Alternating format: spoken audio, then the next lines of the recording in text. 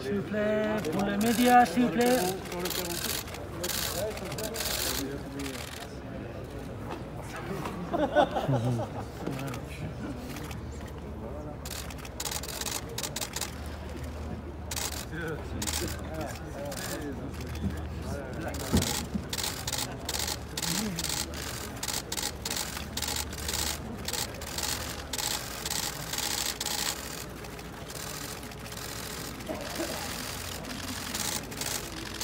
Madame Macron, s'il vous plaît. Madame Macron.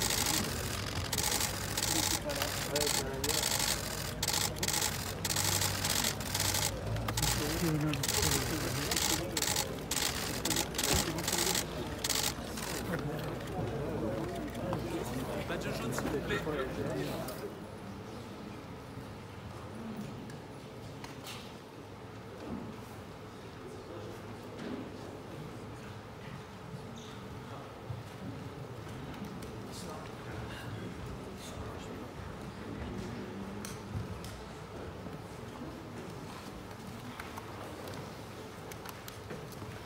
Mesdames, Messieurs les ministres, Messieurs les ambassadeurs, Mesdames et Messieurs, c'est un grand honneur pour nous de recevoir à nouveau à Paris dans le cadre de la visite officielle que tu effectues aujourd'hui dans notre pays, cher Volodymyr. Je veux, Monsieur le Président, cher Volodymyr, te remercier pour ta présence hier en Normandie. Elle avait valeur de symbole car elle a permis de relier le passé, la commémoration débarquement de nos alliés sur nos plages en juin 1944 et le présent, le juste combat que mène aujourd'hui l'Ukraine pour sa liberté face à la guerre d'agression déclenchée par la Russie il y a un peu plus de 2 ans dans sa forme la plus brutale. Dans son combat, l'Ukraine sait qu'elle peut compter sur notre soutien dans la durée pour l'aider aussi longtemps et aussi intensément que nécessaire. Malheureusement, eu de nouveaux exemples, de nouvelles preuves au cours des derniers mois, puisque la Russie a fait le choix de lancer une nouvelle offensive d'ampleur le jour même où se tenaient ses propres commémorations de la fin de la Seconde Guerre mondiale. Puisque la Russie a aussi fait le choix de poursuivre la remise en cause des frontières, d'intensifier la guerre hybride qu'elle livre sur l'ensemble du continent européen, contre nos sécurités, nos démocraties et les grands événements accueillis un peu partout en Europe. Parce qu'il en va de la sécurité de l'Ukraine et de notre propre sécurité, je t'avais dit que la France continuerait d'être au rendez-vous et que l'Ukraine et les Ukrainiens pouvaient compter sur notre plein soutien dans la durée.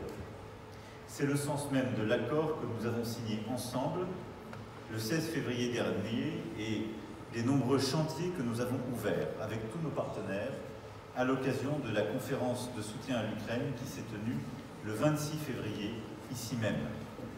À ce titre, qu'il s'agisse des frappes dans la profondeur, de la fourniture de munitions d'artillerie, de cyberdéfense, de production et de maintenance en Ukraine, de déminage, de soutien aux partenaires menacés et de sécurisation de frontières, chacun de ces chantiers qui avaient été décidés ici même le 26 février dernier ont d'ores et déjà donné lieu à des décisions concrètes de la France et de ses partenaires et à des coalitions ad hoc qui se sont structurées. L'Ukraine heureuse et enfin libérée.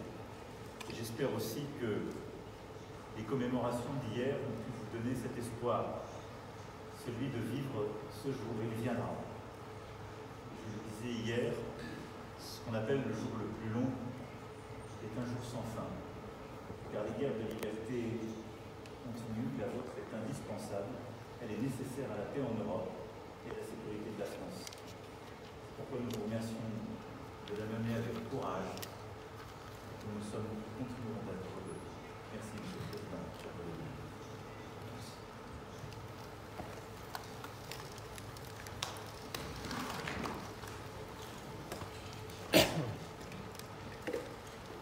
Дуже дякую тобі, пане президенте, дорогі мене, шановні присутні, шановні журналісти.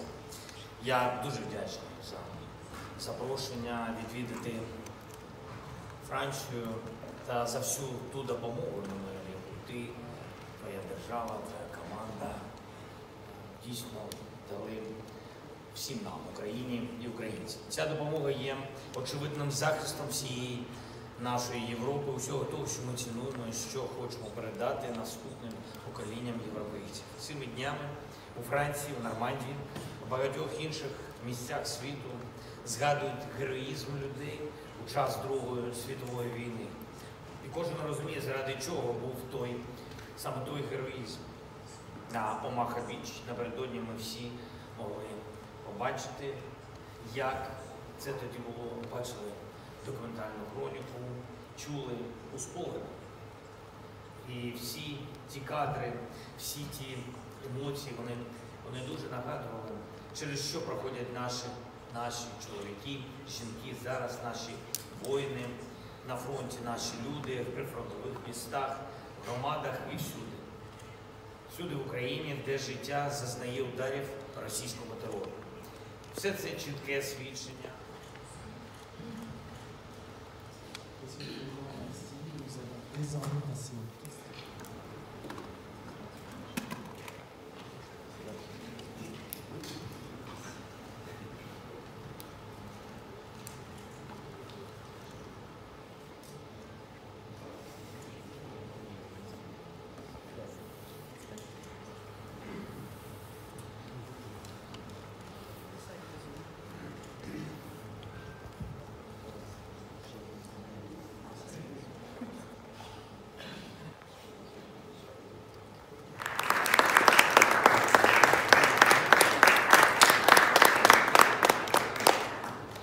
Le second texte est un accord entre le gouvernement de la République française et le gouvernement de l'Ukraine relatif à l'établissement d'une représentation de